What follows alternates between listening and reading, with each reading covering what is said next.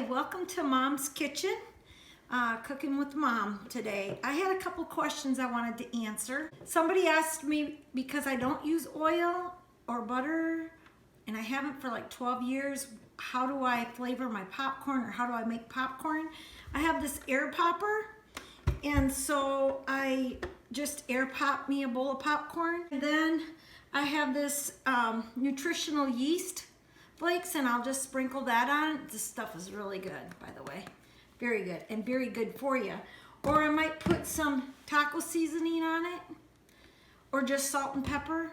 Or sometimes I just eat it without anything, and I like that too.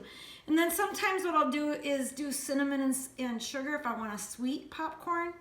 But otherwise, yeah, I use the air popper. So that's how I make my popcorn. And then I was asked, what do you put on toast? So I toast, you know, the kind of bread that we like.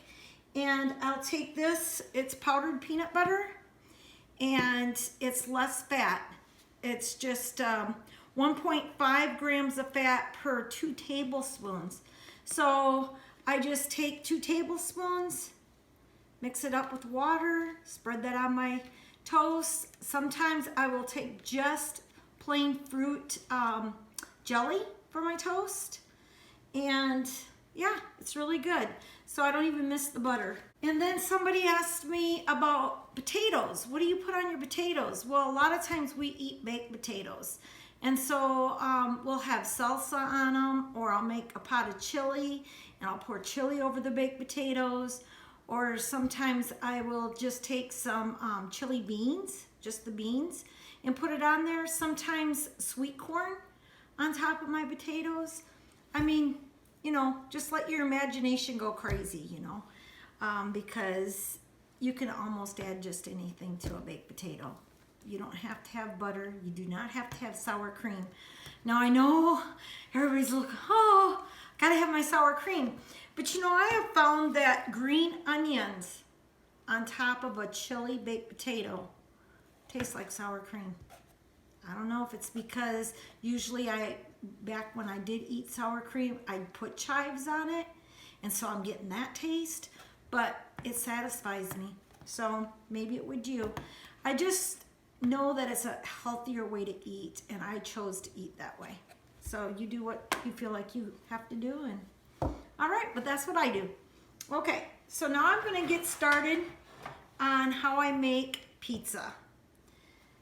I take and preheat the oven to 375. So I used to take and make crust with, you know, just make it and roll it out and put it on the pan and stuff. But I found these at a store nearby, and I decided to try them because this has 130 calories 3 times, and this whole thing only has 4 grams of fat.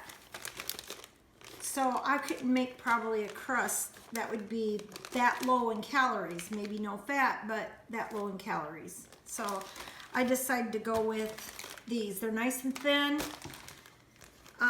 They work really good for the grill. I can remember last summer we didn't have any power. The power went out just as I was making these. And so we put on the grill, and right on here it says great for the grill. So I tried it, and they come out really nice. So anyway, you want to make sure you don't get this on your crust. I've done that a couple times. It's a freshener to keep your crust from going bad. So just make sure you don't put that on your pan. I've watched people make pizza, homemade pizzas, and some of them take and put all their toppings down before their sauce, but I don't know. I've always done it this way, so I guess you can do it any way you want to. And that would be up to you. Just cut up your onions from your garden on top of your pizza.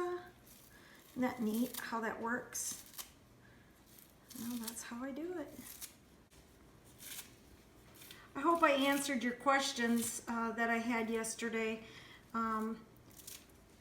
because I know a lot of people will say to me, you don't use butter, and especially on sweet corn. I mean, I thought that would be really hard for me because I love my sweet corn in the summertime. And I thought, oh man, if I give up my butter, I can't have sweet corn with my butter. And so that was hard, I thought, until I tried it. And I was like, took it out of the hot water and sprinkled my salt and pepper on it and ate it. And I thought, oh, I can do this. It tastes good. It's not the butter that makes sweet corn taste good. So, well, some of you might argue that, but that's okay. That's my opinion. We like pineapple on our pizza. So, I'll put some pineapple on it. I'm using a fork because I don't want a lot of juice on our pineapple. So, that's why I'm using a fork. It's a little harder to get out, but then you don't get a whole lot of juice. And then I buy frozen green peppers and onions and red peppers, and then I'll just take and sprinkle those on the pizza. They're already cut up. They're in the frozen section. And I just take and just sprinkle a bunch of them on. Nutritional yeast. Sprinkle that on.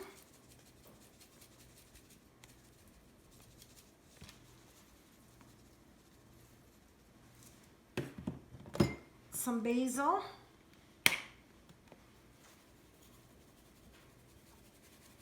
And then once a month I pick up this. It's called dairy-free vegan cheese. But I don't buy this too much because you're getting back into the fats. Quite a bit of fat in this. But I will buy it one package a month, and we kind of just use it sparingly through the month. And one of the things we put it on is our pizza. And as you can tell, for three people, one bag a month, it ain't gonna hurt us. Okay, so now we're ready to pop them in the oven for about 15 minutes. There you go. Thank you for coming and let me share how I make my homemade pizzas with you. See you next time. Bye.